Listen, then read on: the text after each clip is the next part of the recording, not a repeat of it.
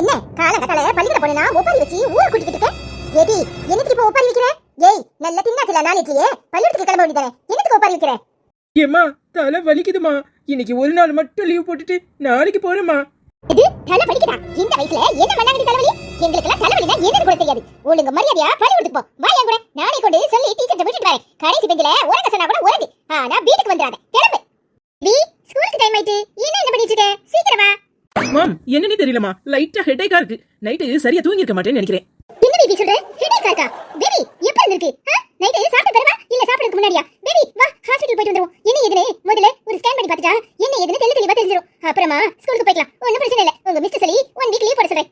ஆ mummy, லைட்டா தானே இருக்கு, அதெல்லாம் ஒண்ணும் பிரச்சனை இல்ல. ஸ்கேன் எடுக்கிற அளவுக்கு எதுவும் இல்ல. நான் ரெஸ்ட் எடுக்கிறேன். ஆனா இன்னைக்கு ஸ்கூலுக்கு போயிட்டு வந்து ரெஸ்ட் எடுக்கிறேன். ஓ பேபி, இந்த தலைவலியெல்லாம் இப்படியே விடக்கூடாது. முதல்ல டாக்டர் கிட்ட போறோம், ரெஸ்ட் எடுக்கிறோம், 1 வீக் ஸ்கூலுக்கு லீவ் போடுறோம். அப்புறமா என்ன ஏதுன்னு பார்த்துட்டு ஸ்கூலுக்கு போனா போதும். வா